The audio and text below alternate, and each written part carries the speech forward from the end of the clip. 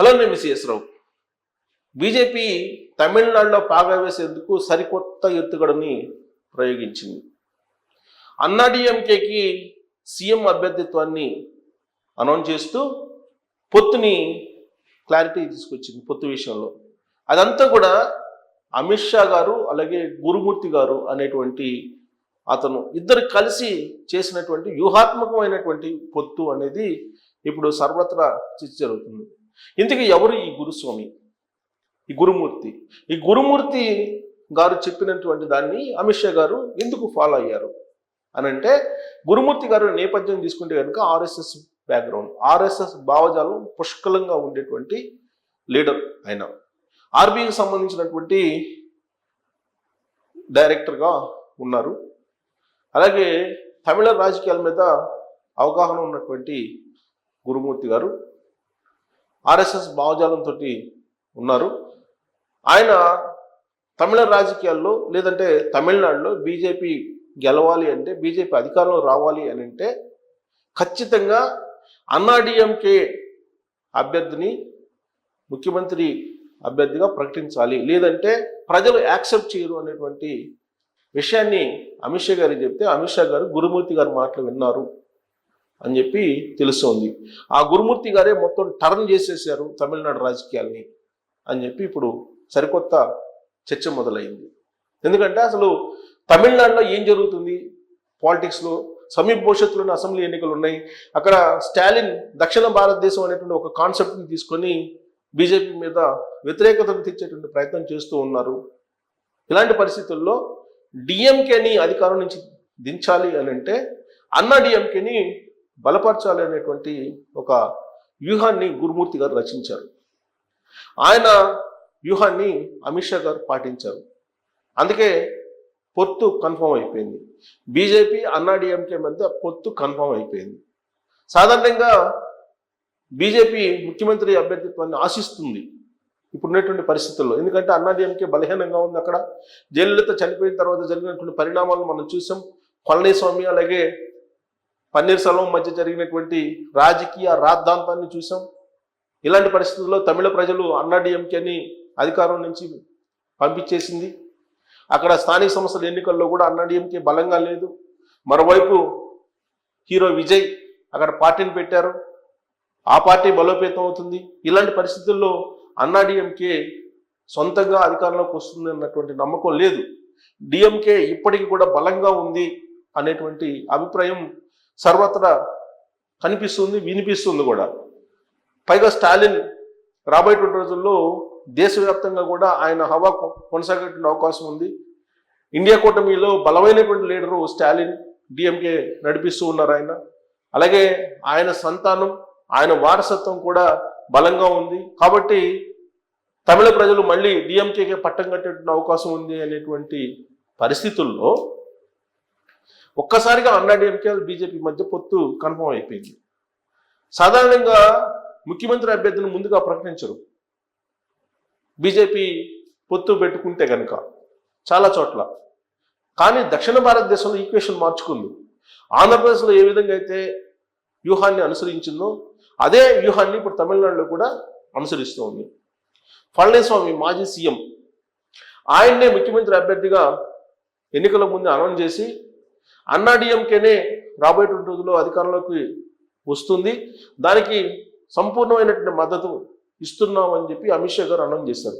దాంతో బీజేపీ అన్నాడీఎంకే మధ్య పొత్తు ఫైనలైజ్ అయిపోయింది. ఇక ఎన్నికలకు సిద్ధమవుతుంది. తమిళనాడు ఎన్నికలకు, తమిళనాడు అసెంబ్లీ ఎన్నికలకు అన్నాడీఎంకే బీజేపీ కూటమిగా సిద్ధమవుతున్నాయి. బహుశా విజయ్ కొత్తగా పార్టీ పెట్టాడు, అతను కూడా కలుపుకునేటువంటి అవకాశం ఉంది. ఈ ఈక్వేషన్ కనుక చూస్తే మనకు ఆంధ్రప్రదేశ్ రాజకీయపరమైన ఈక్వేషన్ మనకు కనిపిస్తూ ఉంది. జనసేన, బీజేపీ, తెలుగుదేశం పార్టీ ఈ మూడు కలిసి 93% స్ట్రైక్ రేట్ తోటి ప్రభుత్వాన్ని ఏర్పాటు చేశాయి. సేమ్ ఇలాంటి ఫార్ములానే తమిళనాడులో కూడా ఇంప్లిమెంట్ చేయబోతూ ఉన్నారు. ఎప్పుడైతే బీజేపీ అన్నాడీఎంకే పొత్తు కుదిరిందో పవన్ కళ్యాణ్ గారు కూడా రెస్పాండ్ అయ్యారు. అది తమిళనాడుకు మంచిది, అన్నాడీఎంకే తోటి పొత్తు పెట్టుకొని బీజేపీ వెళ్ళడం అనేది శుభ పరిణామం, ఆహ్వానించదగ్గ పరిణామం అని చెప్పి పవన్ కళ్యాణ్ గారు కూడా రెస్పాండ్ అయ్యారు. సో రాబోయేటువంటి రోజుల్లో అక్కడ కూటమి గెలవబోతుంది అనేటువంటి సంకేతాన్ని పవన్ కళ్యాణ్ గారు కూడా ఇస్తూ ఉన్నారు. ఎందుకంటే దక్షిణ భారతదేశంలో ఆయన్ని ఒక పొలిటికల్ స్టార్గా బీజేపీ క్రియేట్ చేసింది పవన్ కళ్యాణ్ గారిని. ఈ మధ్యకాలంలో దక్షిణ భారతదేశ దేవాలయ యాత్ర కూడా చేశారు పవన్ కళ్యాణ్ గారు. సో ఇప్పుడు పొత్తుల మీద ఆయన రెస్పాండ్ అయ్యారు. తమిళనాడులో ఫైనల్ అయినటువంటి పొత్తుల మీద రెస్పాండ్ అయ్యారు పవన్ కళ్యాణ్ గారు. సో కాబట్టి ఆంధ్రప్రదేశ్లో ఏ విధంగా అయితే సక్సెస్ అయిందో బీజేపీ, అదే తరహాలో అదే ఫార్ములా తోటి తమిళనాడులో కూడా సక్సెస్ కావాలని భావిస్తోంది. సో విజయ్ పార్టీ, కొత్త పార్టీ, ఆ పార్టీతో కూడా పొత్తు పెట్టుకునేటువంటి అవకాశం ఉంది.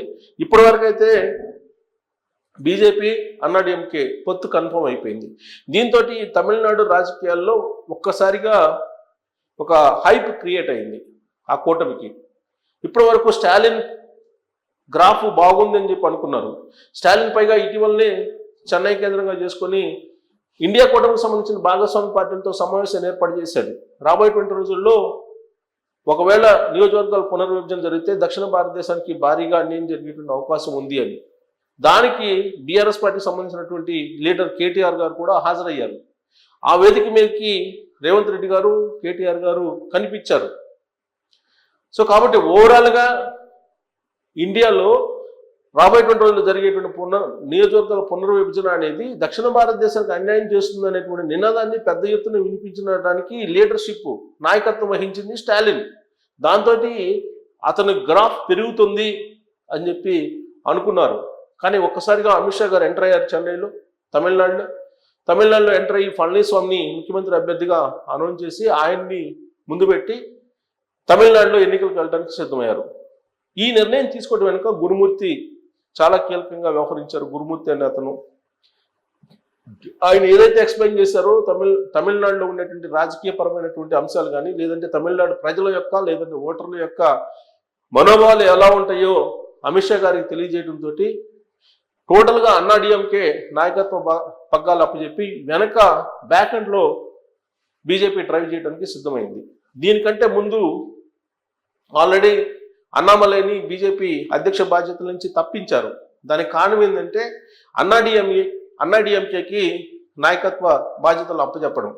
ఒకవేళ అన్నామలై కనుక బీజేపీ అధ్యక్షుడిగా ఉంటే అప్పుడు పళనిస్వామికి అలాగే అన్నామలైకి మధ్య ఆధిపత్య పోరు, లేదంటే లీడర్షిప్ సంబంధించినటువంటి వ్యవహారాలు తీవ్రంగా నడిచేటువంటి అవకాశం ఉంది. ఒకే వరలో రెండు కత్తులు ఇమ్మడవు.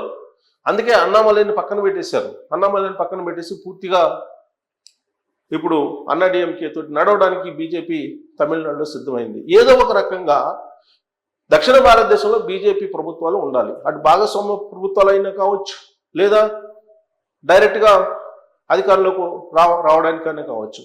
డైరెక్ట్గా అధికార పగ్గాలు చేపట్టడానికి జరిపేటువంటి ముందు ఆపరేషనే ఈ కూటమి ఆపరేషన్. మీరు మహారాష్ట్రలో చూడండి. మహారాష్ట్రలో శివసేనని ముందు పెట్టి నడిపించింది బీజేపీ. ఆ తర్వాత ఏం చేసింది? శివసేనని తునాతునకలు చేసేసింది, ఏక్నాథ్ షిండేని క్రియేట్ చేసింది. అలాగే మిగతా రాష్ట్రాల్లో కూడా చేసింది.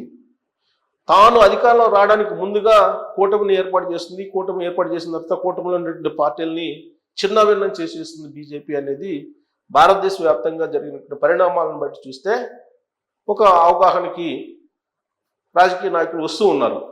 మరి ఆంధ్రప్రదేశ్లో ఇప్పుడు పవన్ కళ్యాణ్ గారితో గేమ్ ఆడుతోంది బీజేపీ. మరోవైపు తమిళనాడులో రేపు రాబోయేటువంటి రోజుల్లో విజయ్ అనే అతన్ని పెట్టి గేమ్ ఆడేటువంటి అవకాశం లేకపోలేదు అన్నాడీఎంకే మీద. కర్ణాటకలో ఎలాగో బీజేపీ బలంగా ఉంది, డైరెక్ట్గా అధికారంలోకి వచ్చే అవకాశం ఉంది. తెలంగాణలో రాబోయేటువంటి రోజుల్లో బీజేపీ ఎలాంటి గేమ్ ఆడుతుంది అని అంటే 2023 ఎన్నికల్లోనే ఒక గేమ్ ఆడింది. బండి సంజయ్ని పార్టీ అధ్యక్షుడి నుంచి తొలగించేసి కిషన్ రెడ్డి గారికి అప్పచెప్పి తనకై తానే స్లోడౌన్ అయింది. బీఆర్ఎస్ పార్టీ భాగస్వామ్యంతో బీఆర్ఎస్ పార్టీ అధికారంలోకి వస్తే ఆ తర్వాత బీఆర్ఎస్ పార్టీని ఏదో చేయాలని భావించింది. కాకపోతే తెలంగాణ సమాజం అప్రమత్తమై బీజేపీని ఎక్కడ ఉంచాలో అక్కడ పెట్టి కాంగ్రెస్ పార్టీకి అధికారం ఇచ్చింది. మరి తమిళనాడు ప్రజలు కూడా అదే తరహాలో ఆలోచించి మళ్ళా డిఎంకేకి అధికారం ఇస్తారా, లేదంటే అన్నాడీఎంకేకి అధికారం ఇస్తారా బీజేపీ సపోర్ట్ ఉన్నప్పటికీ అని అంటే, హిందీ అనేది ఒకటి, దక్షిణ భారతదేశం అనేటువంటి మరొక అంశం. ఇవన్నీ కూడా తమిళ ప్రజల్లో, తమిళ ఓటర్లో బలంగా ఉంటాయి. అందుకే అంత ఈజీ కాదు బీజేపీని యాక్సెప్ట్ చేయటం అనేది దక్షిణ భారతదేశంలో ఓటర్లు. సో అందుకే దక్షిణ భారతదేశంలో ఉండే ప్రాంతీయ పార్టీతో కలిసి నడవడానికి బీజేపీ సిద్ధమైంది. మరి ఈ ఫార్ములా సక్సెస్ అవుతుందా, ఆంధ్రప్రదేశ్లో సక్సెస్ అయినట్టు అనే దాని మీద మీరు కామెంట్ చేయొచ్చు. Thank you.